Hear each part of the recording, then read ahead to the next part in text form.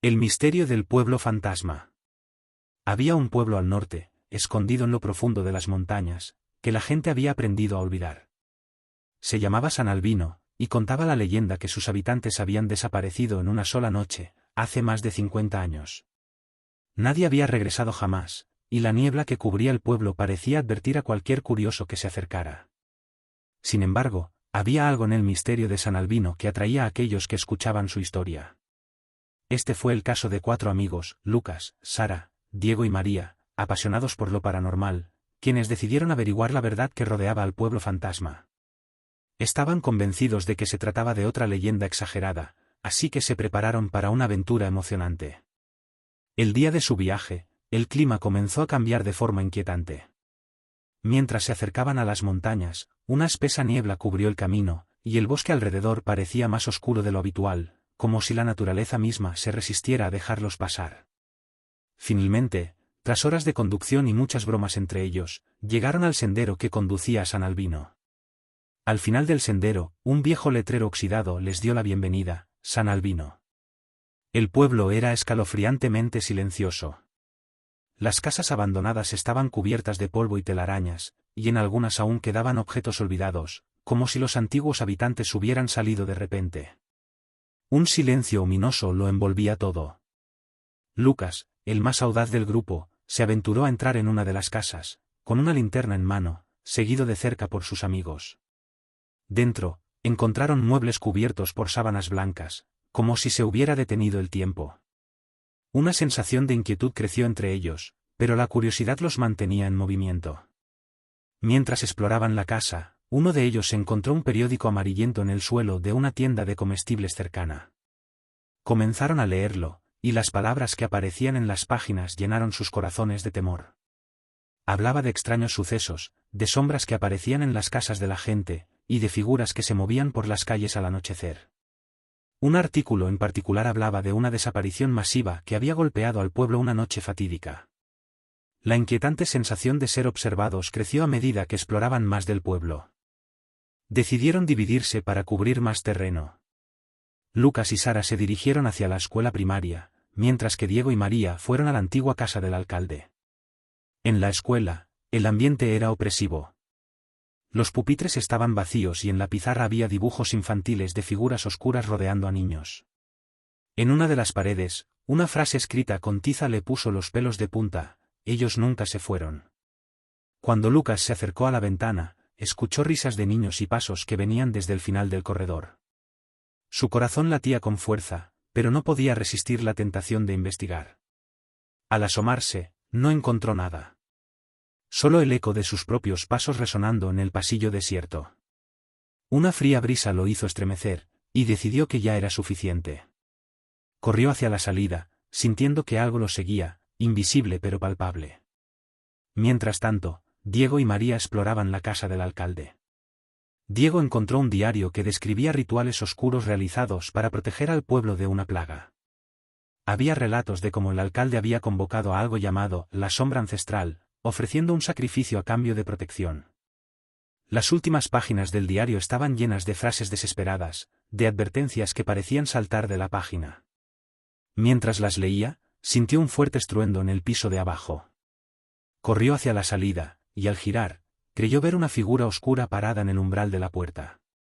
Su corazón latía con fuerza y salió de la casa sin mirar atrás, sintiendo que la sombra lo observaba incluso mientras se alejaba. Cuando los 4 amigos se reunieron de nuevo, la inquietud era palpable. Compartieron sus experiencias, y la sensación de estar en peligro creció. Decidieron explorar el cementerio, con la esperanza de encontrar respuestas. La niebla se espesó a su alrededor a medida que se acercaban al lugar de descanso final de los habitantes de San Albino. Allí, las lápidas estaban cubiertas de musgo, y muchas parecían haber sido abiertas. Las inscripciones estaban casi ilegibles, y había nombres que se desvanecían con el tiempo. El grupo comenzó a sentir una conexión con los que habían sido enterrados allí, como si sus almas aún vagaran en el aire. En el centro del cementerio, encontraron un mausoleo con símbolos grabados en su entrada. Las sombras danzaban alrededor, y los murmullos parecían provenir de la tierra misma. Al acercarse, notaron que las lápidas tenían las mismas marcas que habían visto en el diario del alcalde. la niebla se volvió tan espesa que apenas podían ver unos pasos adelante, y todos comenzaron a experimentar una extraña sensación de mareo. Uno de los amigos se cayó de rodillas, y al tocar la tierra, sintió una energía oscura que parecía emanarla. Finalmente, se dirigieron a la iglesia, el último lugar que querían investigar. En el interior, el ambiente era completamente diferente. La iglesia, aunque en ruinas, tenía una extraña belleza. Las luces de sus linternas iluminaban los vitrales rotos, proyectando sombras inquietantes en las paredes. En el altar, encontraron un libro antiguo cubierto de polvo y manchas oscuras. Al abrirlo, las palabras parecían moverse, y un escalofrío recorrió sus espinas. Al leer en voz alta, el ambiente cambió repentinamente. Las velas se apagaron de golpe, y una figura oscura apareció al final del pasillo. Estaban petrificados, incapaces de moverse, mientras la figura se acercaba. En un intento desesperado, Lucas arrojó el libro al suelo, y con un sonido ensordecedor, la figura desapareció. Sin embargo, el daño ya estaba hecho. Una oleada de frío recorrió la iglesia, y el grupo sintió como el aire se volvía pesado, casi opresivo. Con el corazón latiendo a 1000 por hora, salieron corriendo de la iglesia y huyeron del pueblo, sintiendo que la niebla los seguía durante todo el camino. No se sintieron a salvo hasta que finalmente regresaron al auto. Al alejarse, juraron no volver jamás, convencidos de que habían despertado algo que no comprendían. Pero la pesadilla estaba lejos de terminar. Al regresar a sus hogares, comenzaron a notar fenómenos cada vez más inquietantes. Al principio, eran pequeños detalles que podían atribuir a la sugestión, las luces parpadeaban de forma intermitente, y sombras se deslizaban rápidamente por el borde de su visión. Sin embargo, con el tiempo, los sucesos se tornaron más perturbadores. Uno de los amigos, Sara, empezó a soñar constantemente con San Albino. En sus sueños, revivía el momento en que se adentraron en la iglesia, pero en su mente, la iglesia se transformaba en un pozo sin fin, con sombras que la arrastraban hacia abajo, rodeada de una niebla espesa que la asfixiaba lentamente. Otro amigo, Diego, sentía que lo observaban. No solo de noche, sino en cualquier momento del día. En el reflejo de las ventanas de su casa, creía ver siluetas humanas de pie en su jardín. Cada vez que corría a mirar, no había nadie. La inquietante sensación de ser observado se apoderaba de él, y en su sala de estar, comenzó a encontrar huellas de pisadas marcadas en el polvo, que parecían llevar de la entrada a su dormitorio. Cada día, las pisadas parecían estar un poco más cerca de su cama. Desesperado, intentó grabar lo que sucedía, pero al mostrar las imágenes a sus amigos, notó con horror que las figuras aparecían cada vez más claras y nítidas en los vídeos. A medida que los días pasaban, comenzaron a encontrar extrañas marcas en sus paredes, similares a las que vieron en San Albino. Primero aparecieron como pequeños arañazos, pero poco a poco se transformaron en símbolos complejos, tallados en patrones que se extendían hasta formar palabras incomprensibles. Cuando intentaron borrarlas o taparlas, los símbolos reaparecieron con mayor claridad, como si se grabaran más profundamente cada vez. Diego decidió investigar, recordando los símbolos que encontró en el diario del alcalde. Comparando las marcas en su pared con una fotografía que tomó del diario, se dio cuenta de que coincidían. Las marcas eran un idioma antiguo que describía un rito de conexión con el otro lado, uno que invoca entidades de las sombras para establecer un lazo eterno con quienes lo realizan. Finalmente, se dirigieron a la iglesia, el último lugar que querían investigar. En el interior, el ambiente era completamente diferente. La iglesia, aunque en ruinas, tenía una extraña belleza. Las luces de sus linternas iluminaban los vitrales rotos, proyectando sombras inquietantes en las paredes. En el altar, encontraron un libro antiguo cubierto de polvo y manchas oscuras. Al abrirlo, las palabras parecían moverse, y un escalofrío recorrió sus espinas. Al leer en voz alta, el ambiente cambió repentinamente. Las velas se apagaron de golpe, y una figura oscura apareció al final del pasillo. Estaban petrificados, incapaces de moverse, mientras la figura se acercaba. En un intento desesperado, Lucas arrojó el libro al suelo, y con un sonido ensordecedor, la figura desapareció. Sin embargo, el daño ya estaba hecho. Una oleada de frío recorrió la iglesia, y el grupo sintió como el aire se volvía pesado, casi opresivo. Con el corazón latiendo a 1000 por hora, salieron corriendo de la iglesia y huyeron del pueblo, sintiendo que la niebla los seguía durante todo el camino. No se sintieron a salvo hasta que finalmente regresaron al auto. Al alejarse, juraron no volver jamás, convencidos de que habían despertado algo que no comprendían. Pero la pesadilla estaba lejos de terminar. Al regresar a sus hogares, comenzaron a notar fenómenos cada vez más inquietantes. Al principio, eran pequeños detalles que podían atribuir a la sugestión, las luces parpadeaban de forma intermitente, y sombras se deslizaban rápidamente por el borde de su visión. Sin embargo, con el tiempo, los sucesos se tornaron más perturbadores. Uno de los amigos, Sara, empezó a soñar constantemente con San Albino. En sus sueños, revivía el momento en que se adentraron en la iglesia, pero en su mente, la iglesia se transformaba en un pozo sin fin, con sombras que la arrastraban hacia abajo, rodeada de una niebla espesa que la asfixiaba lentamente. Otro amigo, Diego, sentía que lo observaban. No solo de noche, sino en cualquier momento del día. En el reflejo de las ventanas de su casa, creía ver siluetas humanas de pie en su jardín. Cada vez que corría a mirar, no había nadie.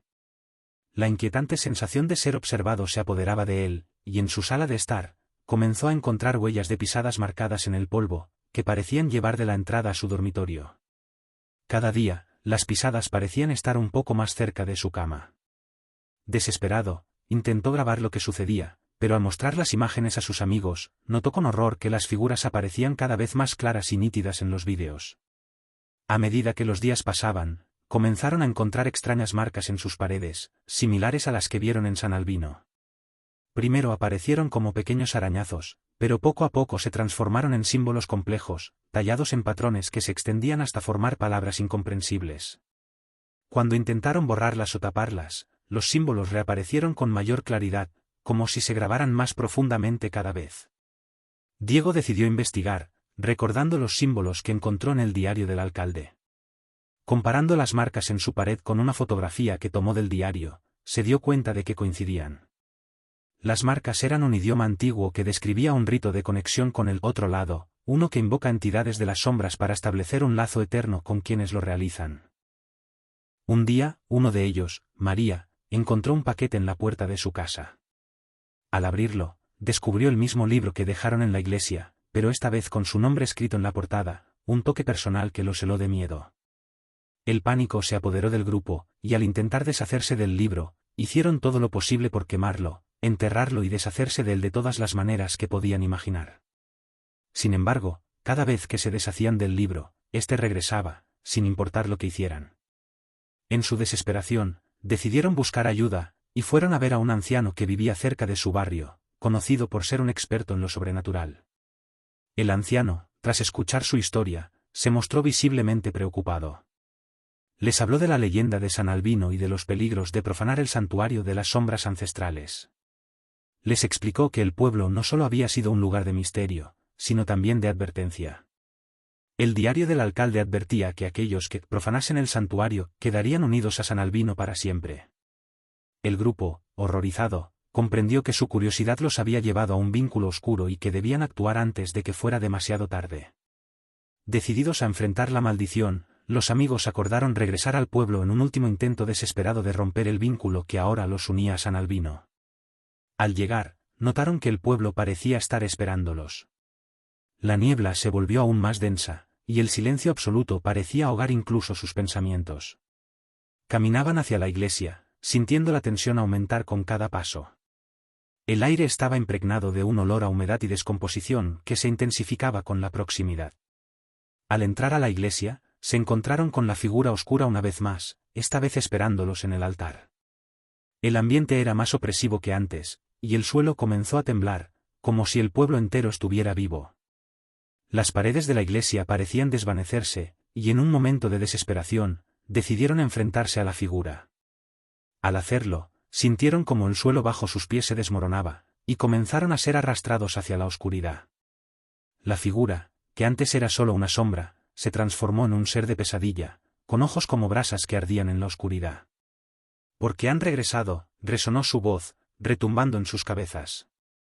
«Ustedes son parte de mi historia ahora, ¿creen que pueden escapar?» Con un último grito, la figura los envolvió en la oscuridad. Despertaron en sus hogares, pero algo había cambiado. La atmósfera era diferente, y el aire estaba impregnado de un extraño olor a humedad. La sensación de que algo había regresado con ellos se intensificó. Las sombras en sus casas parecían más densas, y la voz susurrante que escuchaban por las noches ya no era una amenaza lejana, sino una presencia constante que se alimentaba de sus miedos. Las luces parpadeaban con más frecuencia, y los sueños de San Albino se convirtieron en un ciclo interminable de terror. Mientras intentaban llevar una vida normal, se dieron cuenta de que algo estaba muy mal. Las sombras se movían de manera más activa, susurrando secretos oscuros en la noche. Una noche, mientras todos estaban reunidos, la atmósfera se volvió tensa. De repente, la televisión encendida mostró imágenes de San Albino, como si una señal estuviera siendo enviada a través de las ondas. Las figuras que una vez habían visto en el pueblo aparecieron en la pantalla, danzando alrededor de la iglesia, y el eco de una risa lejana llenó la sala. Al mirar por la ventana, vieron que la niebla había comenzado a descender sobre su barrio, envolviendo todo a su paso. El grupo comprendió, con un terror profundo, que el misterio de San Albino no había terminado. Ahora, ellos eran parte de él. Habían sido elegidos, no como héroes, sino como los nuevos guardianes de un secreto oscuro. Y aunque intentaran huir, siempre escucharían el eco de esas palabras: nunca se van. Las sombras de San Albino estaban ahora con ellos, recordándoles que hay lugares que no pueden ser olvidados, y que su curiosidad les había costado más de lo que jamás podrían haber imaginado. Si te ha gustado, deja un comentario y suscríbete.